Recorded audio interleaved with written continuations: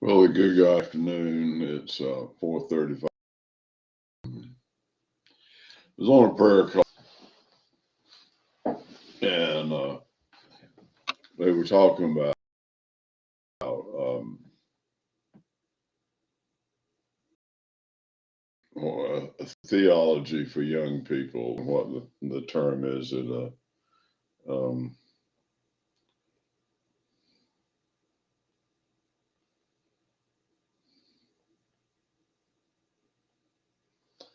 anyway, it's a kind of a broad, systematic theology for children. Uh, Really, universities and such need to do away completely. Maybe not completely, but theoretically. There's no evidence in the annals of modern science to support evolution.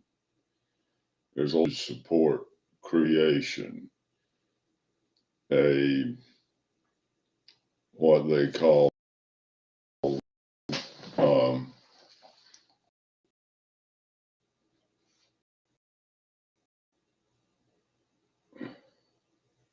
oh me,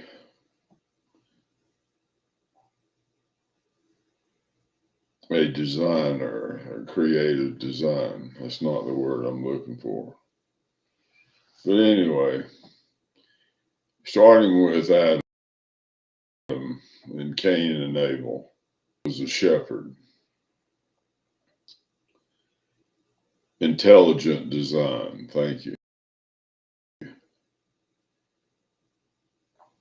Sheep have been on the earth as long as we have, and sheep would never have survived without a shepherd.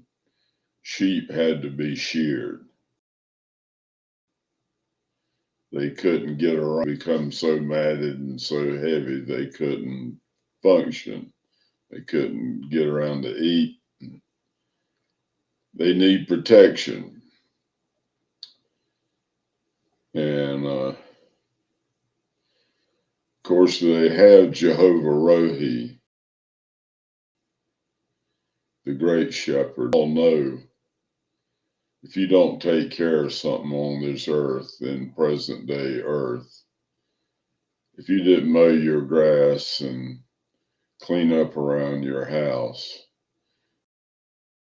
you would soon be overtaken. If you didn't put new shingles on your house would fall in. If you didn't keep it dry and such. And so sheep have always needed a shepherd, and sheep have had shepherds ever since time began. There's no real basic evidence for a hunter-gatherer. There were people that do that, but it was just a difference in lifestyles. Cain went into a city. There were cities in the earliest times. And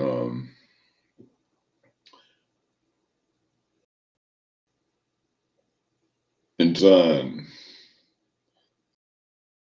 another thing that archaeological finds are not, I'm having a hard time with these terms.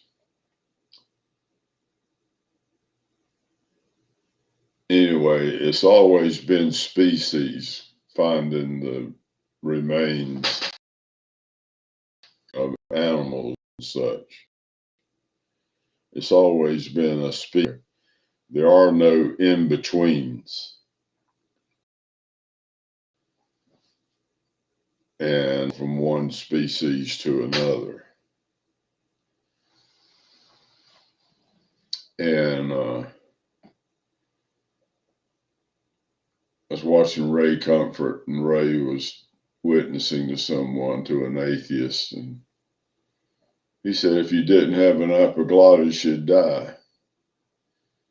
You couldn't keep food out of your lungs. If you didn't blink your eyes, lubricate your eyeballs, your eyes would dry.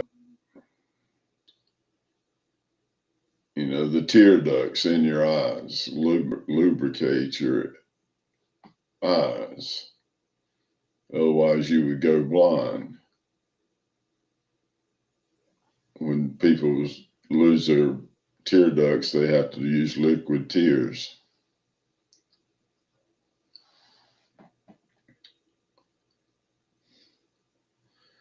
There's so many things. The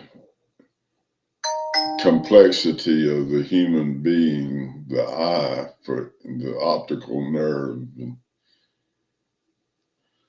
artificial intelligence will never, in my opinion, eclipse the human brain.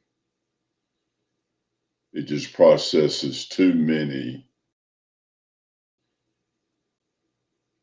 things and makes decisions that a computer will do, in my opinion. We'll always need people to look at things, see if it's okay. That said, there are marvelous robotic factories that are spitting out little devices, but there are people watching them and probably picking them up and putting them in a shipping container, checking to make sure they're quality control, that they're all right, that they were manufactured properly. I don't think driverless cars will ever match having a human being behind the wheel. That said, they won't be inebriated, they won't be tired. You shouldn't do when you're driving. Now, a robot able to function without getting sleepy or being drunk or high on drugs. So there's a lot of caveats in human drivers every day, and people get killed, head-on collisions and such, driver error. So it'll probably eliminate some accidents simply because people are careless.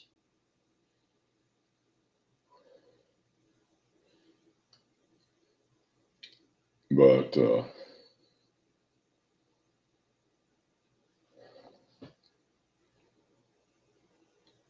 anyway, if you had a view into the spirit realm, you would be extremely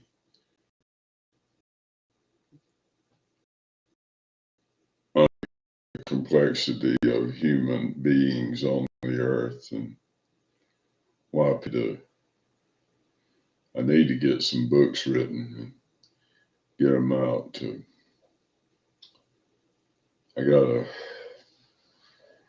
Having a real hard time typing. I saw a tool come out where you could talk and type. So I may look at that. I think I can think better typing than I could dictating. But people have dictated their books and stuff for a long time. Recorders were invented.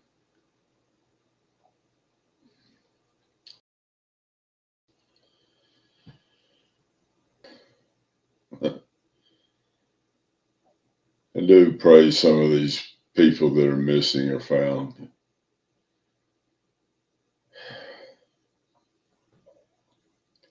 You know, you can pray this young Hispanic girl missing Christmas. I prayed that she would be raised from the dead if necessary and safety if alive. She's been raised from the dead, and I pray she would be translated to safety found immediately. You can pray things like that. You can burden God with your prayers and go for the goal, you know.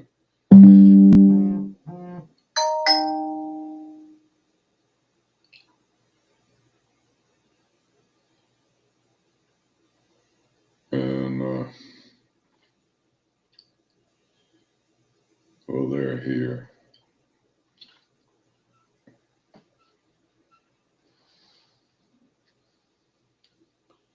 I don't know what they're doing.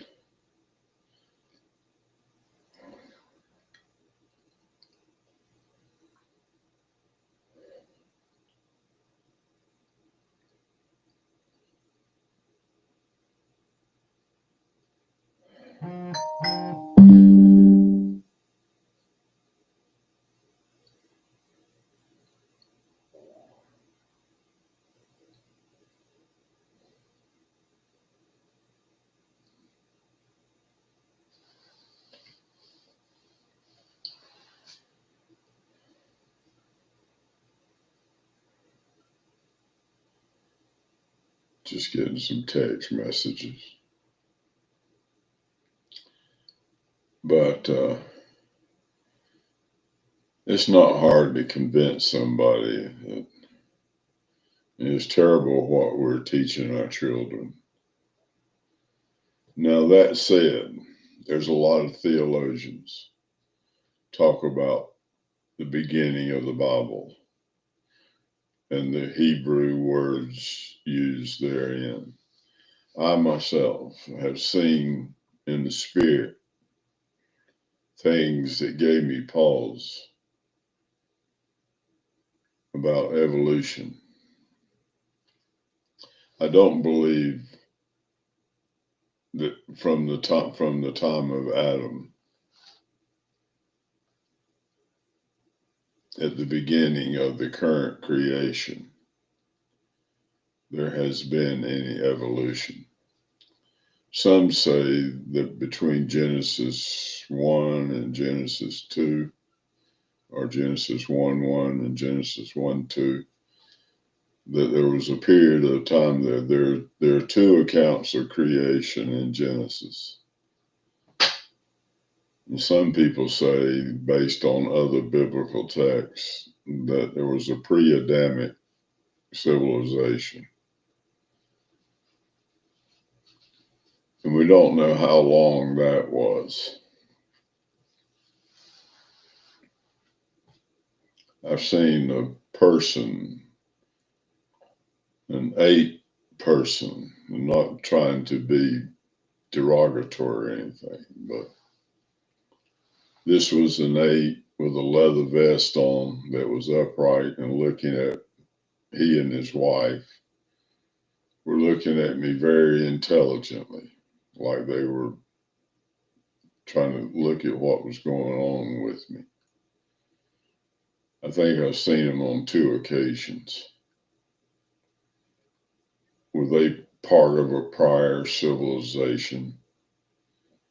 It was wiped out or something. In Genesis, the word there used is the earth was in chaos.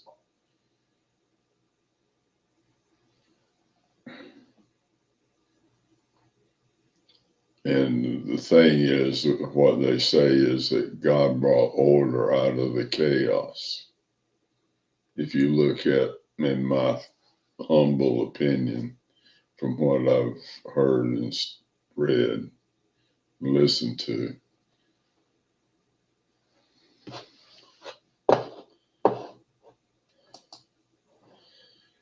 the Hebrew has a much richer, some people say you really can't translate the Hebrew into English adequately.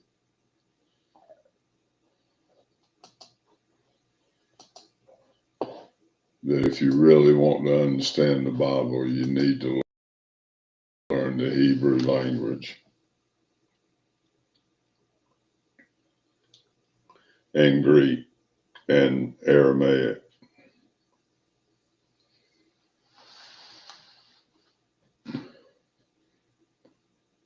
A theologian, I can't remember his name. Brian Simmons, Dr. Brian Simmons, is close to creating a Passion Translation, which is volumes on a Bible from the Hebrew, the Greek, and the Aramaic. And trying to recapture the meaning of the original language. It's called the Passion Translation. He had a visitation in heaven and given a commission to do it.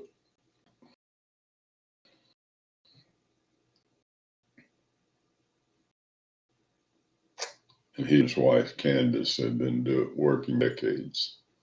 He's just about ready to complete it. Going to hold a conference to celebrate the last book.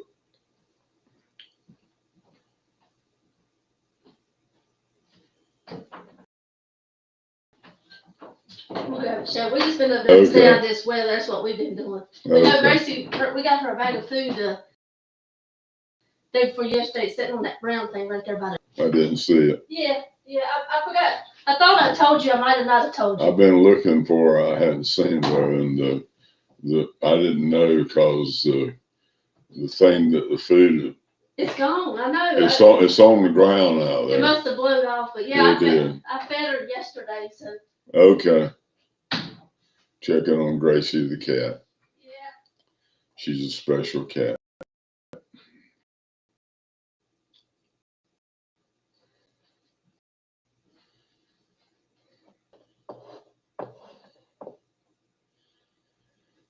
Anyway, I have some thoughts on evolution and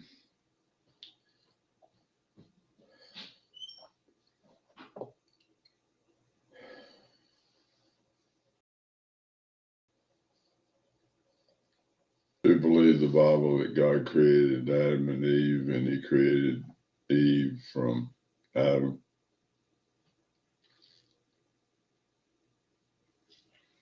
That he took the dust of the ground and created Adam. And ashes to ashes and dust to dust. From the earth you have come, and to the earth you will return.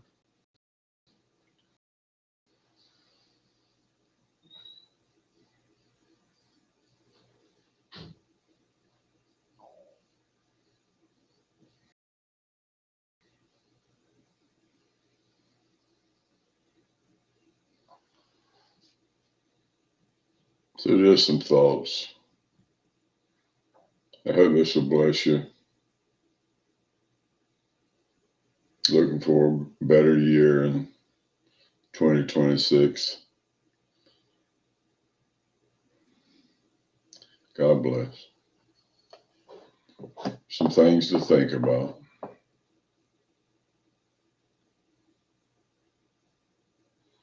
I will say a lot of scientists have made up their mind that the human being is far too complex and by accident. They believe in intelligent mind, that there was a designer. And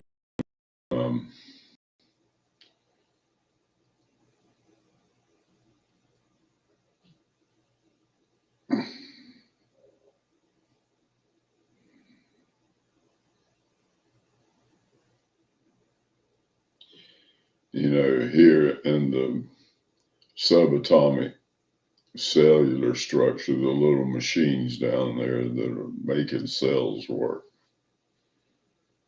And the further they've gotten to the human anatomy, the more marvelous and unbelievable it gets.